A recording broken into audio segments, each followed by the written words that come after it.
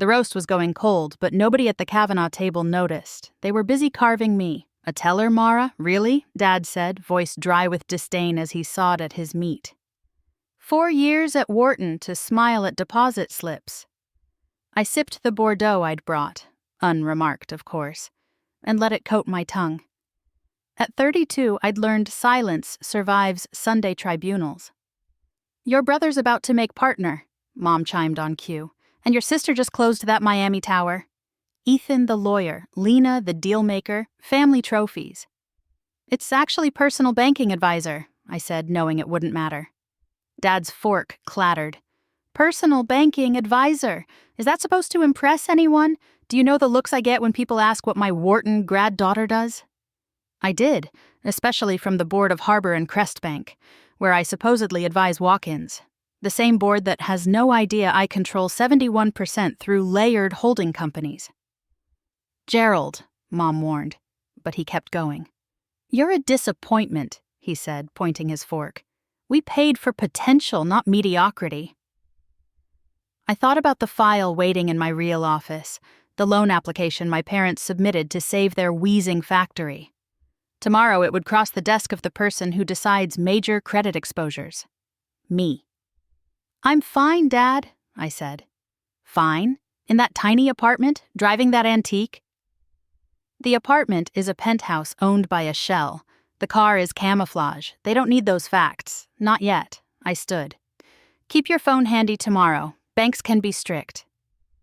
Later, with the city blinking beneath my penthouse windows, I texted my executive assistant, "Execute Protocol Omega." Her reply was instant. "All set for morning, ma'am." Monday broke.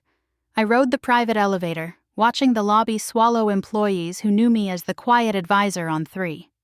At 9 o'clock sharp, Protocol Omega went live. Executives received a summons. My parents' loan was flagged priority, and security notified me when the Kavanaughs plus Ethan and Lena arrived. From the one-way glass, my family looked smaller than last night's jury. Mom clutched her handbag. Dad's jaw worked like he was chewing iron. Ethan scanned for handshakes. Lena measured the room for leverage. I stepped into the conference room at 10:30 in a navy suit that fit like resolve.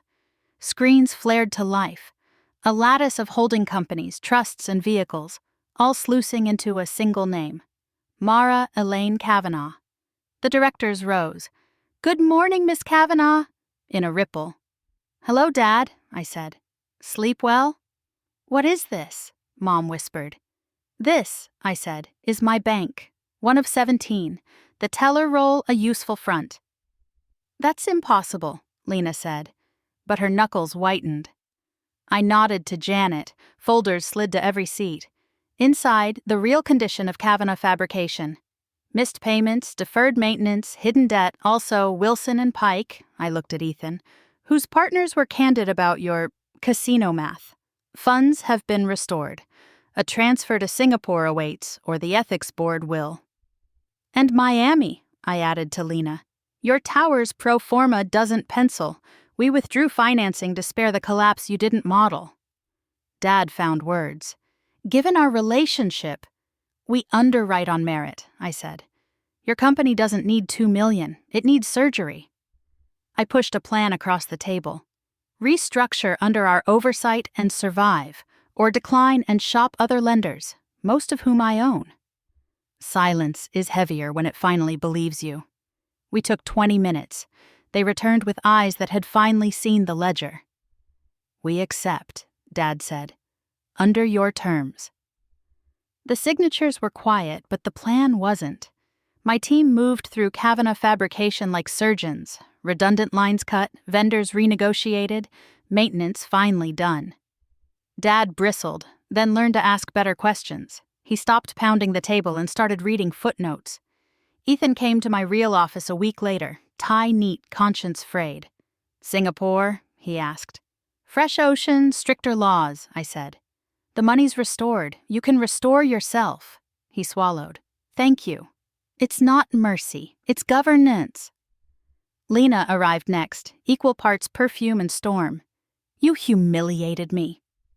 "I safeguarded capital," I said. "Build something that pencils." She did. A month later, she brought a mixed use that sang. My credit committee, unaware she was my sister, approved it on the merits. She left lighter, ambition tethered to discipline. Mom found me last. She stood in my penthouse looking at the city I'd mapped. "Why hide?" she asked. "Because praise always led to performance," I said. "I wanted a life that didn't need applause." She nodded. "I'm proud of you, Mara, not for the banks, for the spine." 6 months later, we had Sunday dinner at mine.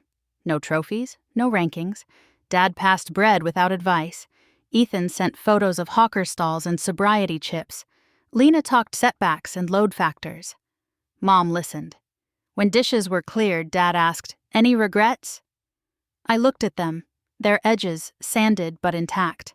I let the truth settle. "Only this," I said, "that it took a balance sheet to balance us.